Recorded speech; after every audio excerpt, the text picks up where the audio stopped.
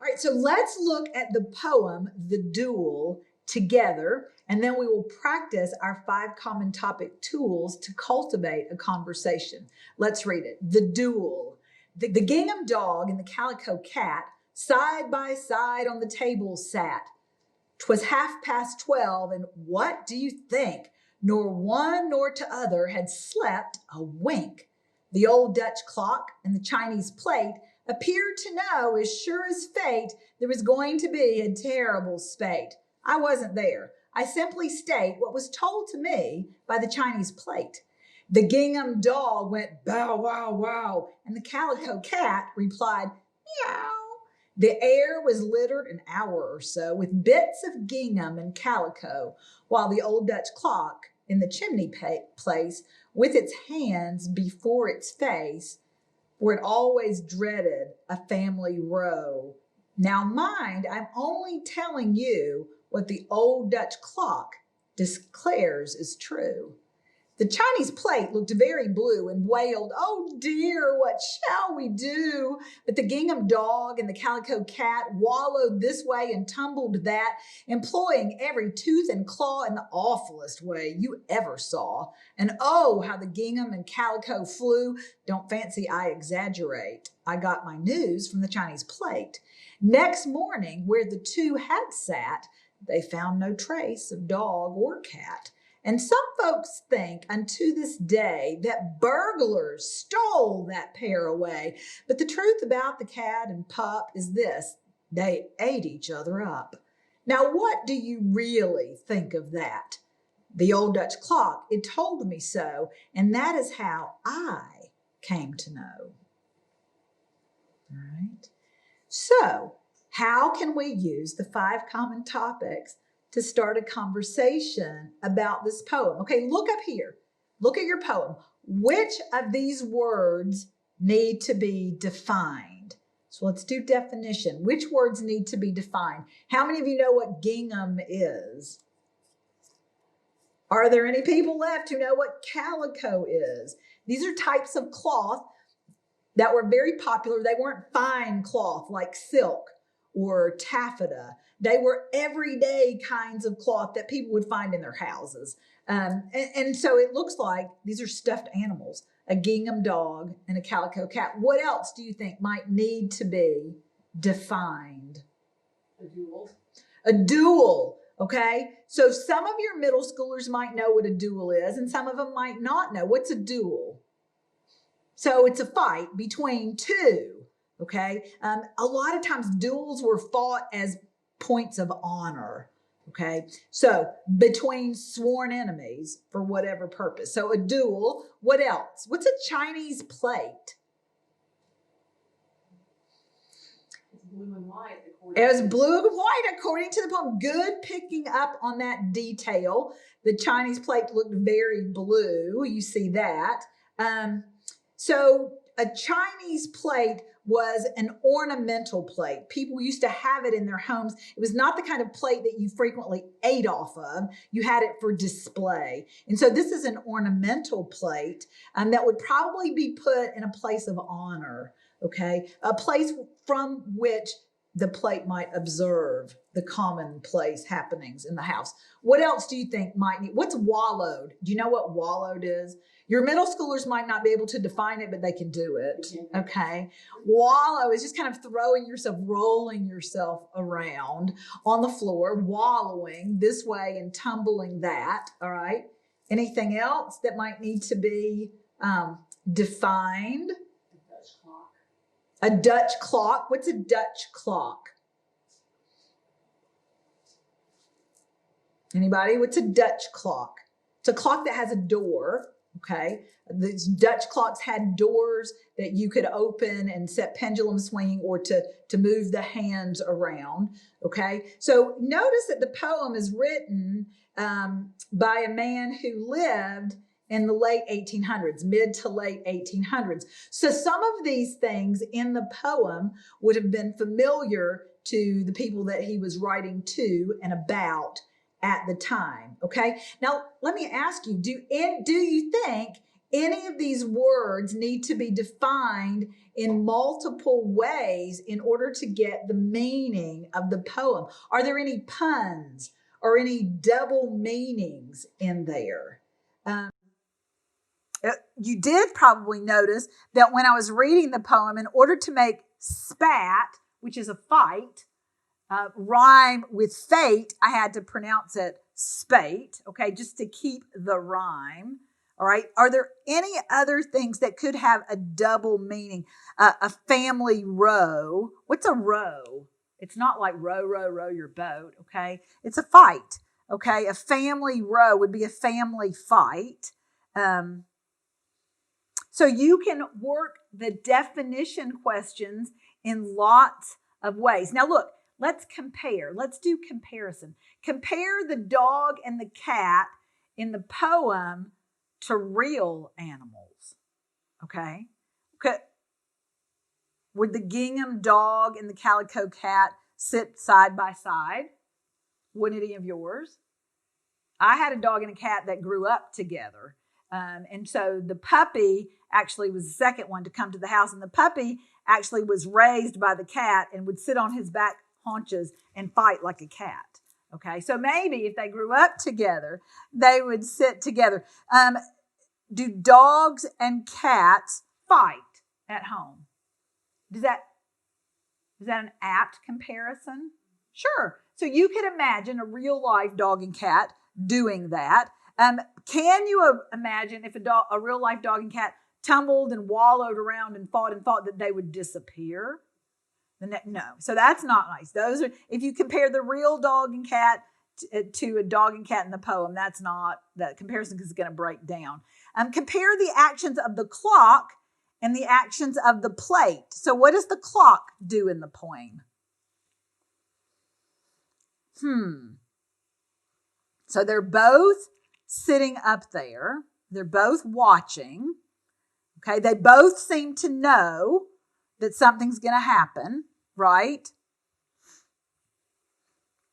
So the Dutch clock, is it excited to watch the fight? No, the Dutch clock's got its hands before its face. Okay, there's a pun. Hands on a clock and hands above on a face, so personifying the clock there. The Chinese plate is watching, though. So the Dutch clock, is the Dutch clock an eyewitness?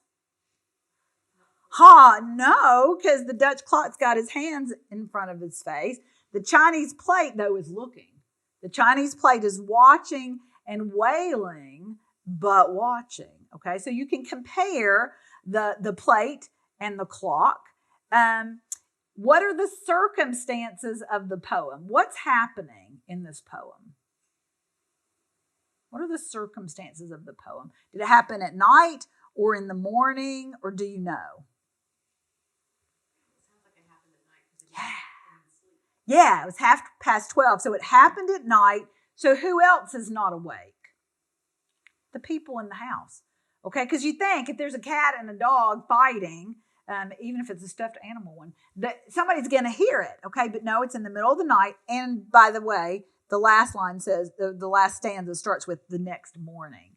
Okay, so when's the fight take place between the dog and the cat? Well, we think it's in the middle of the night. Who else is there? Okay, who else is there? What are the circumstances? Well, the plate is there. The clock is there. We don't know who else is there. So look, in the circumstances, you have to ask, possible or impossible? Could this really happen? Well, I mean, dogs and cats could really fight, and they could really fight in the middle of the night. And you might get into a conversation with your children at home as to what relationship your own dog and cat have, and what do they do at night. And this is a great opportunity for you to stroke the imaginations of your children. What do you think your pets do when you're asleep at night? Do they suddenly begin to talk like the Chinese plate and the clock do? So what relationship do the characters have to one another? You can it seems like the gingham dog and the calico cat must have a history, because look, the clock and the plate appear to know that there's going to be a rumble. All right. They If you don't get sleep, you get irritable. Yes, they're not asleep, so they're just going to be in the fighting mood. Okay. So that's the relationship the characters have to one another. So that's another thing. In the poem, the characters are animals or inanimate objects. And so you could compare the characteristics that these characters have to real people. Okay. So testimony. Who offers us details about the conflict? Well, who's telling this story, do you think? We don't really know who I is, right? But whoever the author of the poem is, whoever is sharing this story, did they see the dust up? No. Look, that's how I came to know the old Dutch clock. It told me so, and that is how I came to know. Oh, but let's go back. Was the Dutch clock an eyewitness? Look, where are the hands of the Dutch clock in front of its face? Okay. So, what kind of testimony can the Dutch clock offer? Circumstantial at best, I would think. All right. So, the testimony about what happened between the dog and the cat come only from the Dutch clock and the Chinese plate. All right. So, what other questions arise in your mind about the conflict or about the characters? Share those. So listen, how was this exercise for you? Do you think that you could do this at home? Could you take this poem and cultivate a conversation with your kids at home? I bet you could. We want you to enjoy the journey. We want you to enjoy the conversations that you have with your kids. I want to ask you this. Have you wrestled at home with some new idea or new experience with your family? Think about that. Ask one another when we take a break. Ask about the experiences that your neighbors had at home with the family. Ask somebody if they've got a testimony about using the tools of learning outside of academics. Maybe using the tools in such a way that they were able to wrestle through a decision, a family decision on where to take a vacation, whether to get a pet, whether to move to a new house, maybe even to add to their family through adoption. And these tools are great, not just for academics, but for wrestling with situations and ideas and decisions in our families. Conversations allow us to grow together, stretching towards new goals of thinking and acting as a family. Right? Sometimes, remember, we just need to stop and think about things. And sometimes we need to stop and think and talk about things. Here is a great encouragement for all of us. Your task, parents, is not to have all the answers. Rather, it's to engage your children in dialogue, honestly confronting their questions, and at the same time, learn how to model the type of questions you want them to be able to ask on their own. Does this seem scary? Sometimes when our kids grow to this stage of life, it gets really scary. The decisions are bigger. It seems like the issues are thornier. Some conversations are more intimidating than others. As our children change, sometimes we're afraid to push into the new frontier with them. But here's the truth. We don't have the choice to stand still. Our children are growing and changing, and they need us to change along with them. What will the harvest be? We've talked about our PERT stage students this morning. So what will the harvest be at this point? What does a good harvest look like for your PERT stage students? How can you assess the harvest, and what else is part of the harvesting process? Let's answer that question for the PERT stage student that we've been thinking about. What does a good harvest look like? It might look like a student who is able to ask themselves good questions to propel them into an even internal discussion of some big ideas. It's raising a student who is comfortable with wrestling through some big ideas and able to defend their point and listen to another's point of view. That might be how you assess a good harvest. Think about what you want your children to be like as they approach this stage. Even if you don't have a PERT stage student now, what would you like your student to be like as they become PERT stage? Remember, it's easier to assess if you've got a goal in mind to begin with. So you can set some goals for this stage now, even if your children are not there yet. What do you think you want to model for your PERT stage student?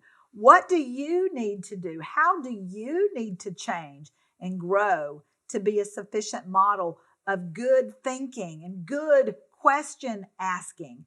I want you to take a few minutes and write in your journal, jotting down any ideas that you don't want to lose. There's a good picture for you to look at as you journal. All right. So, how can we, as lead learners in the home, continue to grow in our knowledge, in our own understanding, and in wisdom? The same ways. We keep learning. We ask new questions. We mentor others. And we become leaders. Here's some resources for you to take with you as you go and as you think about what it means to become a master question asker.